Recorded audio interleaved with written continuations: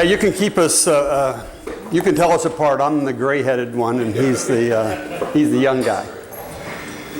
Well, this morning we're going to try to cover in pretty rapid, am I feeding back there?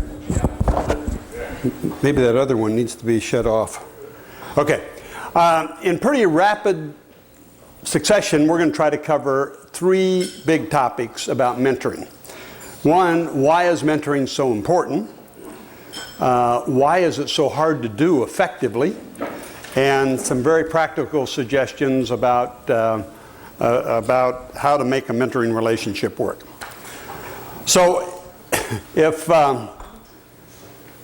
one of the things that mentoring is thousands of years old, right? That's the way knowledge was passed from father to son, from artisan to apprentice. It's the way life has worked until maybe the last 40 years when we began to rely much more heavily on formal schooling. And so it's a return to something that is that people knew how to do well, but it's almost becoming a forgotten art. And so, first of all, I ought to describe what it is. It's a process, a relational process, whereby an older person, or in the case of artisan apprentice, a more experienced person, would pass along what they know, what they've learned to a younger person. And if you go on the web, you'll see 50 different definitions of mentoring. They will all have some element of a mentor, a mentee, older, younger, experienced, less experienced. So there's some very elegant and very clever ones, but they all have that piece to them. The other piece they have is they will say something about a relationship between the mentor and the mentee, or the artisan and the apprentice. And I believe, in my experience, that this is the element that is the difficulty for us in our age, is that, all the statistics would say we don't do relationships very well. You can look at conflicts, lawsuits, divorce rate, whatever you'd like to look at, and you say relationships seem to be hard to do. So some parts of this you ought to think about the relationship aspect. Now, the word mentor came out of the Odyssey, Homer's Odyssey, and King Ulysses was going off to war, and so he took his young son Telemachus and asked this friend of his, a wise counselor, mentor, to teach his son all that he would need to know to advance in life. And so we picked that word up, and again, I was surprised to go on the web and find that you can find many articles about the whole story of mentor and his young protege. And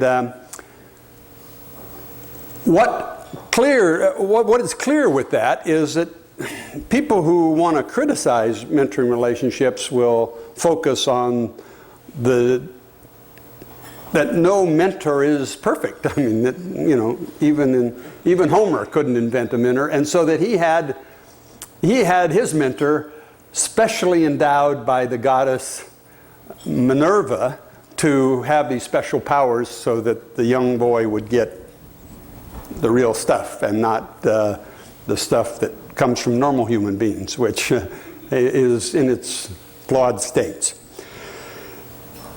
Now, there was a study, and we're going to hand out a piece after this. We didn't want you reading while we were talking, so there will be a piece that was said, a study was done at AT&T, I think it was AT&T Global Communications.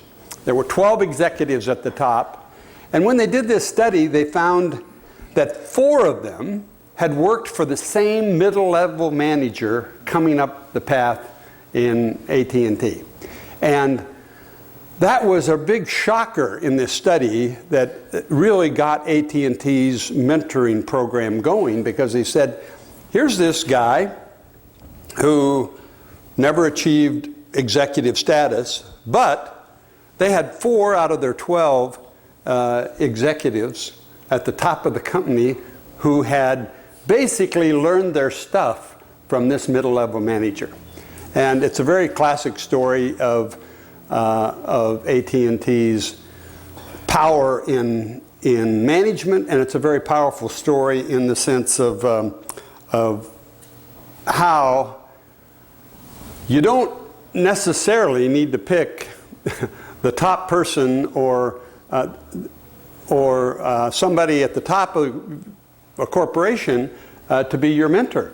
That some middle-level manager who's willing to sponsor or teach the basics about management can be very influential. In fact, they called this middle-level manager the master mentor at AT&T. And then I'll tell you one other story about mentoring. We have a son who is 38. That's right, 38 now. And he's now a surgeon in Bangladesh. But he went through some very tough times as a kid and adolescent time. And 3 men came alongside of him. One was a youth pastor at our church. One was a missionary doctor in Indonesia. And and one was a pastor. And this kid was just taken in and loved by these men and taught things that he wouldn't listen to from his parents. And I've thought about this many times. What did we do to set him up to be a good mentee? Because remember, this has a relational aspect to it. And I thought back, and the one thing, even in the most troubled times, he and I would go to lunch on Saturday, a little Mexican place down in Beaverton, and at least we would sit, and that was the only time I could get him to really talk to me. Other than that, the wall was down. So I think that a tip to parents is you can set your kids up to be mentored by doing 2 things. By teaching them a great respect for older people with experience, even with their flaws. Because some parents like to pick all this apart, and the kids are left with, well, everybody's all messed up. So why am I going to, because we do all have flaws. And I think the other thing that parents can do to set their kids up for being a good mentee is, I don't know whether you want to call them dates or just specific times, one-on-one, where you sit down with the child, let the child talk, and you stimulate that, because that's going to be a characteristic that will pay many dividends when they sit down, when they think their parents don't know anything, but somebody else can come alongside, and they have these 2 characteristics that they've thought about. Older people do have things to offer, and they've learned to sit down and relate to somebody and share their concepts. So now, if mentoring is so great, why is it so rare?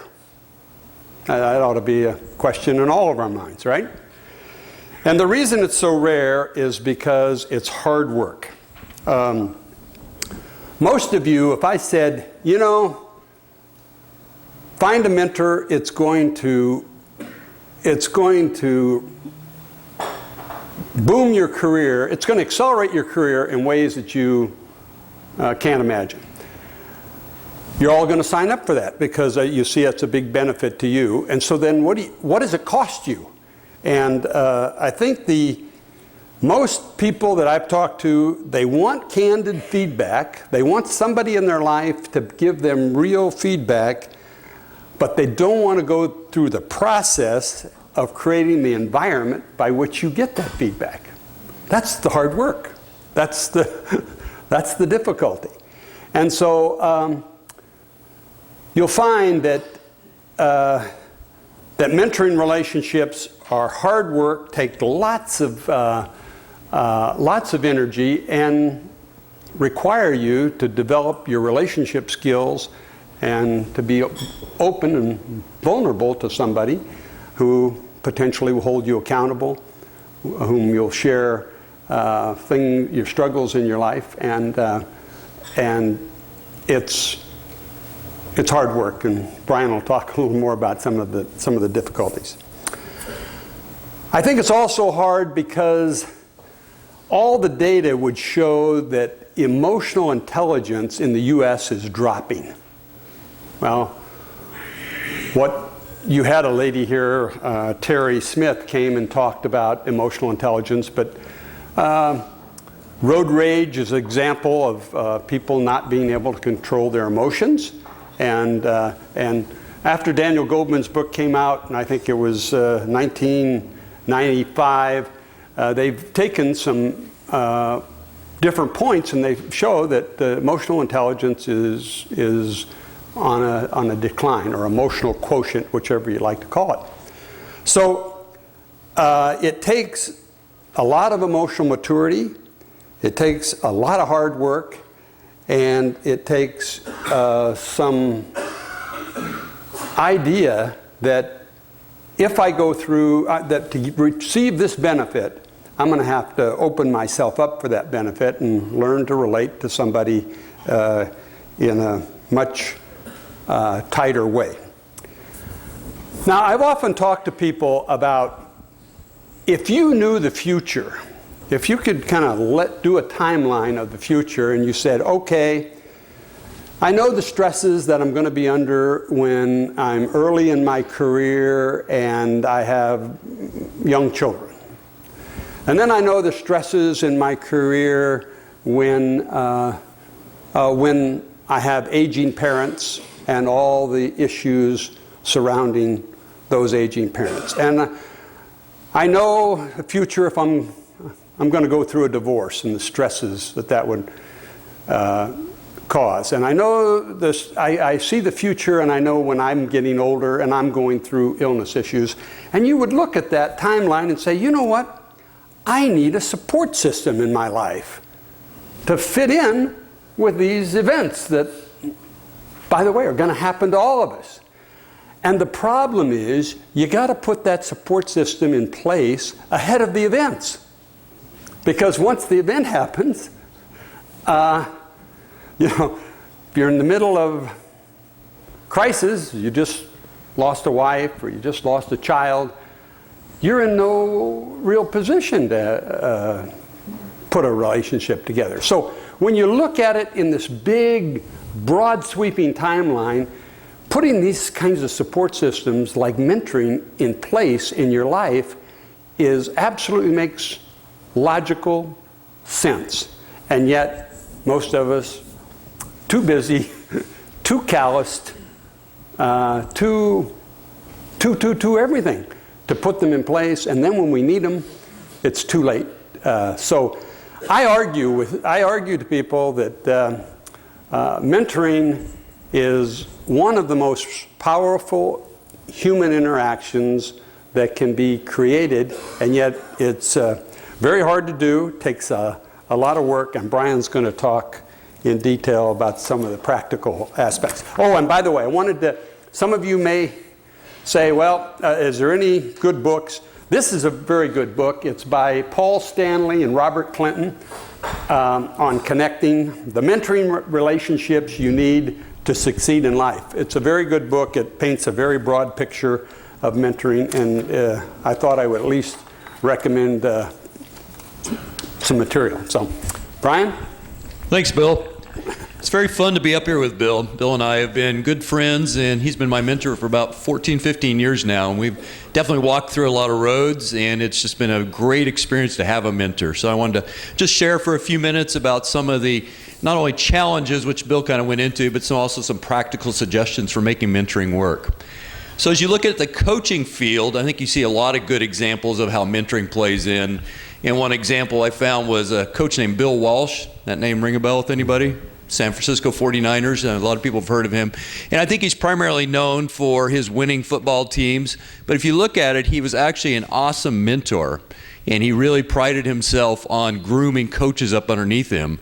And so today, if you look at the NFL, 14 out of the 32 coaches in the NFL come from either Bill Walsh directly or second or third generation from Bill Walsh. So he really put his time and energy into coaching and grooming the next generation. And he passed away about a year and a half ago. So obviously his coaching record is done, but his legacy survives through the people he has mentored and really put into place. So I just think it's an awesome example of how it's not just about your lifetime, but as you mentor, you're growing and helping the future generations and really passing on to them. I'm not a psychologist by any stretch, but I know as people we're very relational and really have a strong need for that. And we also have a strong need for learning from the people in the future. And if, you ask my teenage son, oh no, I know everything already. But I think as you get a little older, you realize, ooh, there's a lot out there I don't know. And by having a mentor, an older person who's already been down those roads, it's an incredibly powerful way to learn from them, learn from their mistakes. And yeah, nobody's perfect. And I think it's actually through the sharing of mistakes or problems that the older person's had that is very powerful. So I wanted to spend a minute talking about, okay, if you are interested in being a mentor or a mentee, what's the best way to make that work? And probably the most challenging part is finding the right person. And I guess if you're interested in getting into that, I encourage you to look around. I mean, we all know probably literally hundreds of people in our life. Check them out. Look at people that, wow, I always looked up to that person, or there's a younger person I can relate to. I can kind of see myself in them a little bit. And then take a step of faith, reach out to them. Hey, would you like to have a cup of coffee or lunch and just get to know each other? And then, if that progresses well, look into seeing if there's interest in having a mentoring relationship. I was very fortunate. Bill reached out to me, and to this day, I still don't know why, but feel very blessed that he did. They just said, hey, are you interested in being mentored by me? And that's, as I said earlier, just been an incredible piece of my life. I think as you're looking at a mentor or a mentee, there's got to be some degree of chemistry, because this is going to be a person you're going to be spending hours and hours with over the course of hopefully your lifetime. And so you want to look in, is this somebody I really enjoy being with? Somebody I can kind of connect with and click on a chemistry on an emotional and a personal type level. So be it career mentoring, spiritual mentoring, just practical family mentoring. There's got to be something that kind of draws you two together. You need to make sure you're setting up some sort of regular meeting frequency. We're all incredibly busy people, and week can roll into week. And so Bill and I try to 2 to 3 times a month get together. We typically walk, sometimes do lunch, sometimes do other things. But I think if there's not that commitment to meet on a regular basis, it's very easy to kind of let it slip. It's like, it's been 2 months since I got a hold of my mentor or my mentee. I wonder how they're doing. And then it just kind of, really slips and is not a commitment and not a priority. As you first get together with your mentor or mentee, it's very helpful to set expectations. You may be on one perspective, this is somebody I'd like to see once a month and, spend 30 minutes with, and they may be, no, you're going to be my new best friend. I want to call you every day, and we're going to talk for hours and hours. So make sure there's some mutual understanding about, okay, here's what we'd like to get out of this. And Bill and I actually at one point, I think, even wrote something up and signed it, in terms of confidentiality and what we were kind of committing to. So that's maybe a little more formal and kind of is probably part of our Intel background. We're fairly write everything down and commit to it. But I would definitely spend some time up front talking about what you'd like to accomplish. Be proactive. And when I say that, I mean if you both just kind of sit back and say, well, if they want to talk to me, they'll call, or if I want to talk to them, I'll just wait. But I think unless you're really proactive in a relationship, both reaching out initially as well as continuing the relationship, makes it very difficult for it to really take off. And this is a relationship. Think back to your times of dating. If you weren't proactive in reaching out to that person, the relationship didn't go anywhere. And same with mentoring. You need to be willing to reach out and really spend time with that person and get to know them. Now comes the hard part, being a listener and being a sharer.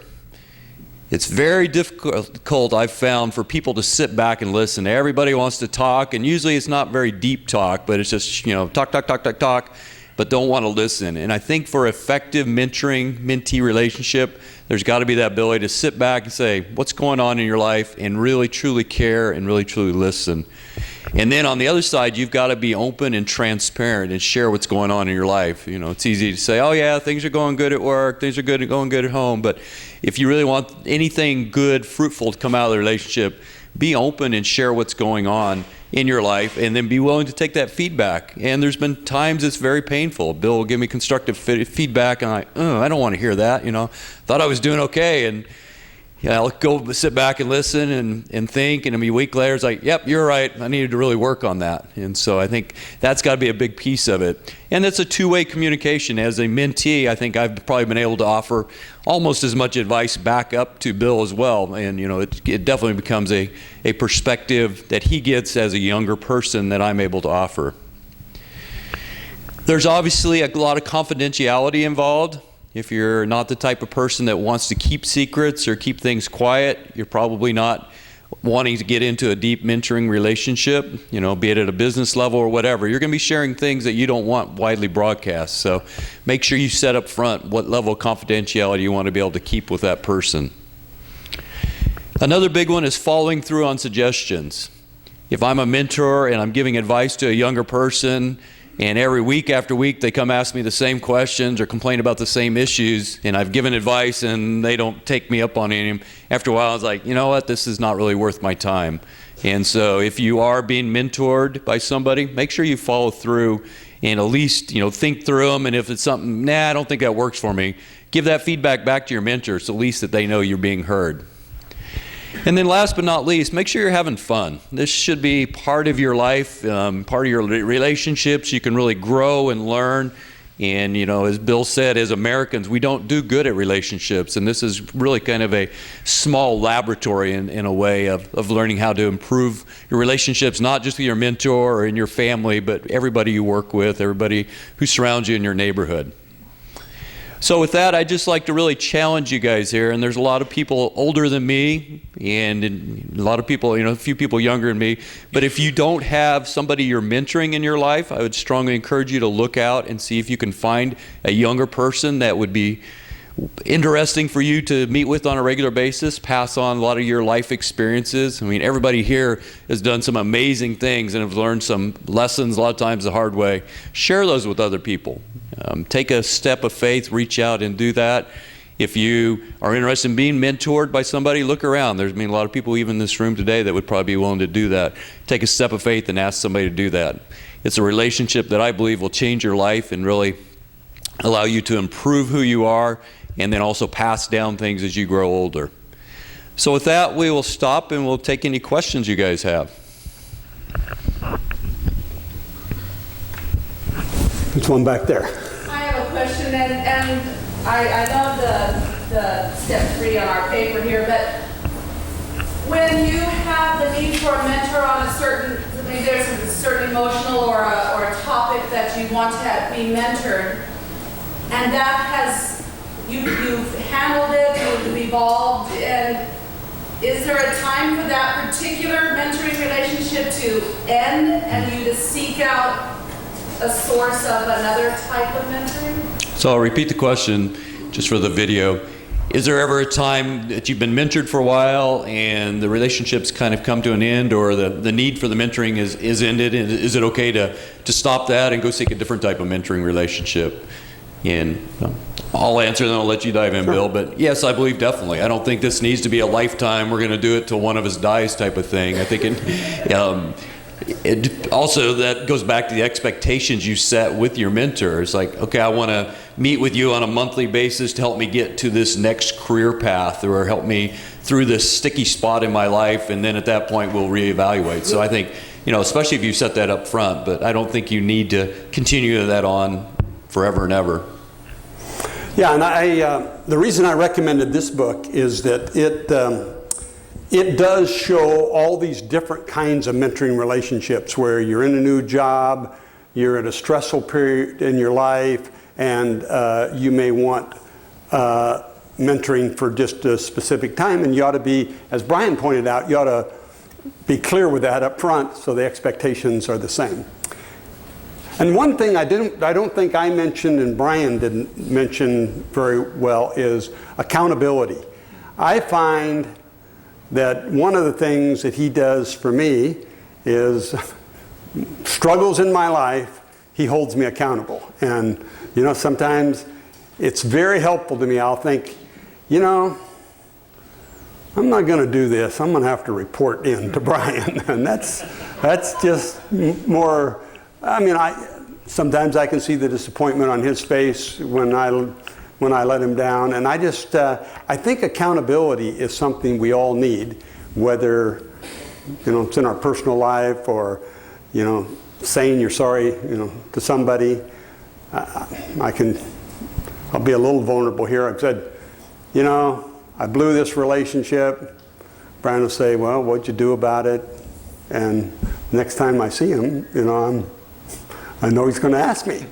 And so, you know, it's a very powerful motivating force. The accountability portion, I think, is very powerful. Yes. Do you have comments or thoughts on what would have happened if one of you moved? I mean, do you have comments on how to have a successful mentoring relationship over the phone, or when you're geographically separated, or with the relationship piece, would you prefer to be located in the same place? Yeah, so the question is, do you need to be located in the same geography, you know, same physical location to have a successful mentoring relationship? I actually spent 2 years in Singapore while Bill and I were in the midst of our mentoring relationship, and personally, it was still there, but it definitely wasn't as strong for me. It's very powerful to be face-to-face, or in Bill's case, you know, shoulder-to-shoulder, usually walking when we talk. I think it can work over the phone, by email. I think there's various ways. You know, once again, it goes back to expectations you set. And if it's, you know, a short period of time, if it's going to be a long period of time, it may be difficult to have that type of relationship. Yeah, now I've had both experiences. I'm in a relationship right now where we meet every Friday on the phone for an hour, and we're reading, in this case, we're reading a chapter in the book of Luke every week, and then we talk for about an hour on Friday. And this is a person who's brand new in his faith, and you know, I think this will be one that probably won't go on forever. You know, he'll get up and get his legs under him, and he'll be standing on his own. Then I've had another case where a person moved away and it just drifted away. And I think that even when Brian was in Singapore, I'm not really great on email sharing my feelings. And he's a much better emailer than I am. And I like to talk. And it's probably just an age thing. And I'm definitely not a texter, so Twitter or whatever, yeah. So you're going to find some of these things are very stretching, you know. A long distance one is going to really challenge you. And I think if long distance were email alone, I would fail. But since, like this case in Phoenix, I can use a telephone that works better for me. Yeah, bud. A question for, really, I think for Bill, but maybe for both of you. I think you've alluded to this a lot of ways, but Bill, would you say this is really a 50-50 thing? Yes, it is. And, oh, I'm sorry, repeat the question. Bud asked the question whether this is really a 50-50 thing in terms of how this works. And I think it probably starts with not being exactly 50-50, but you quickly move into there's joint benefit and there's joint input. And it's sometimes it'll sway depending on, if all of a sudden, God forbid, I was dying of cancer, I think this would swing way to Brian's side. And I think the stresses in our life change how this looks. Yes. Is it okay to have a mentor who's younger? Is it okay to have a mentor who's younger? My perspective is yes. I mean, as Bill said, it's about experience level. It's about having skills that you're trying to gain. And so I don't think it necessarily has anything to do with age. You know, typically we think of it as an older person, but if you know somebody younger, I currently work for a boss who's younger that I'm learning a lot from, and, you know, kind of view that as a mentoring type relationship. So. Yeah, probably if you want, I mean, one of the benefits of, let's say you migrated into a job. I work on some boards, and one of these guys didn't do email until just recently. And, you know, this was a real difficulty for him. That would be a perfect place to pick a younger person and say, would you mentor me on what I need to know and how I need to get going on email? I just can't find my way around here.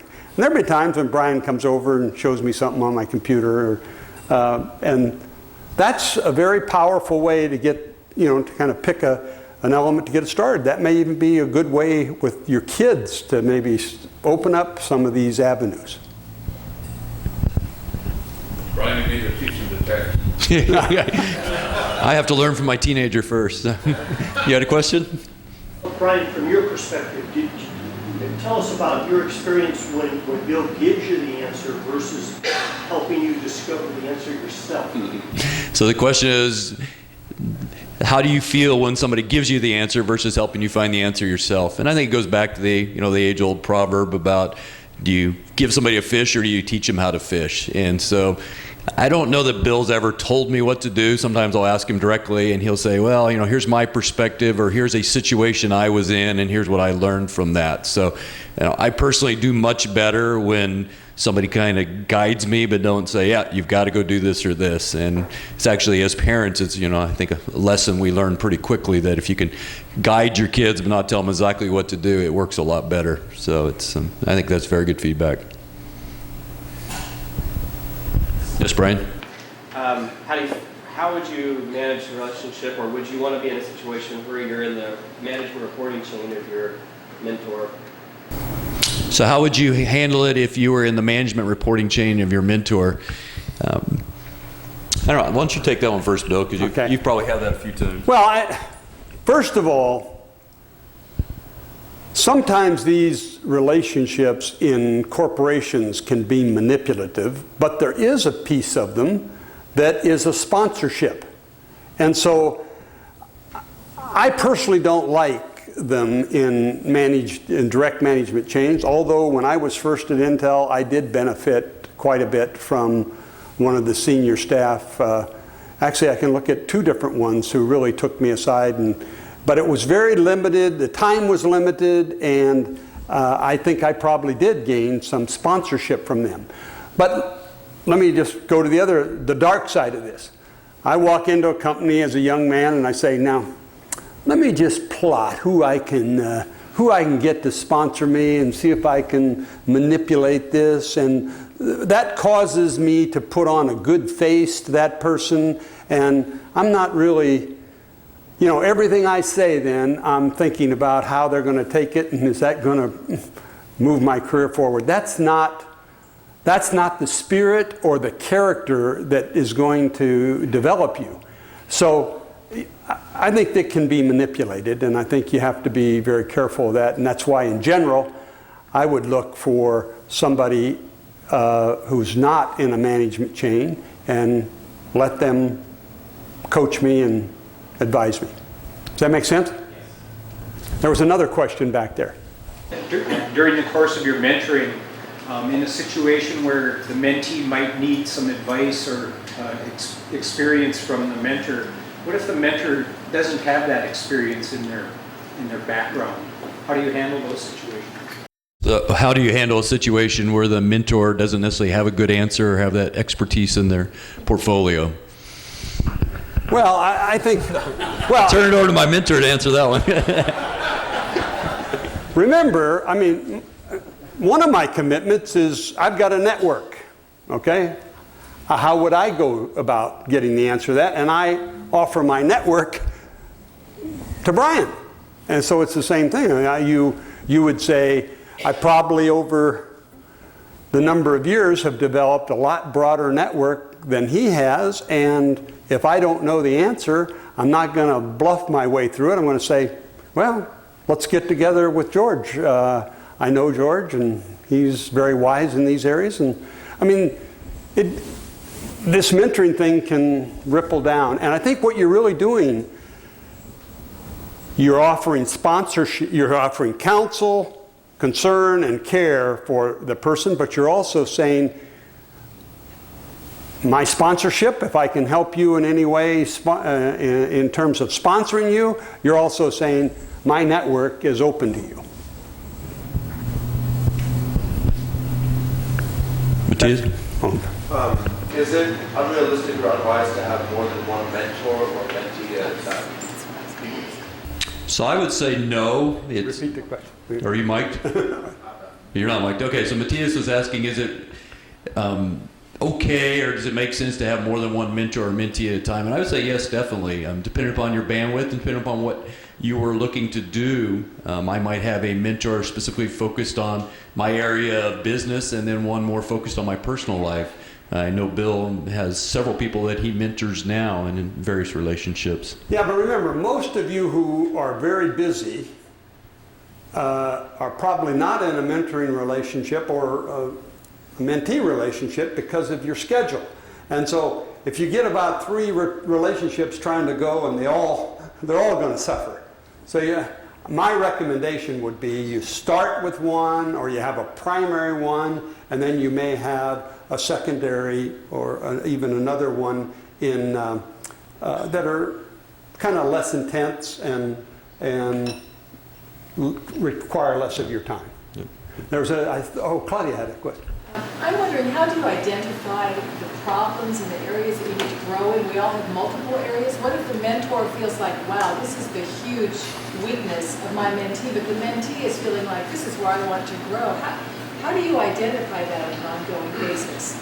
So Claudia was asking, what happens if a mentor sees a different problem or an area to focus on, and the mentees want to go a different direction? You want to take that one? I'm easy here, but I think that what happens over a period of time, I mean, if that were something, if I saw something in Brian that was big and he was asking me about something that was small, I'd let the relationship build and then later say, well, have you thought about this bigger item?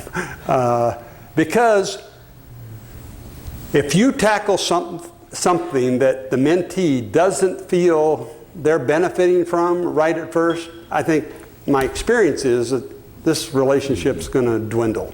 And the key is building a relationship such that you can tackle issues. And to me, it's a little bit like get the relationship solid and then work the issues. Yeah, I mean, there's not a real criticality to some of these issues in our lives. I mean, if I'm a guy who can't get my exercise program in place and Brian's holding me accountable and all that, I'm probably still going to have some other area in my life that I can't get quite organized. So, you know, it'll work out in my view. Any final questions? Well, thank you all. We tried to, I mean, the call to action here, if there's a call to action, is get started. And I was once, Brian and I were at a retreat for a church, and there was a pastor who'd been a pastor for a long time, and he kind of raised his hand and he says, well, if you want to be a mentor, how do you find mentees? And I looked at him and I said, Walter, you just did. And a few months later, I checked back with him and he had three young men that he was working with. So you show yourself available, people are going to take that to heart. And I think if you're younger and you want to be mentored, you're going to have a little courage and just step out and say to somebody, will you meet with me? Will you mentor me? And I think that'll work great. Yep. So, good. Thanks, you guys. Thank you.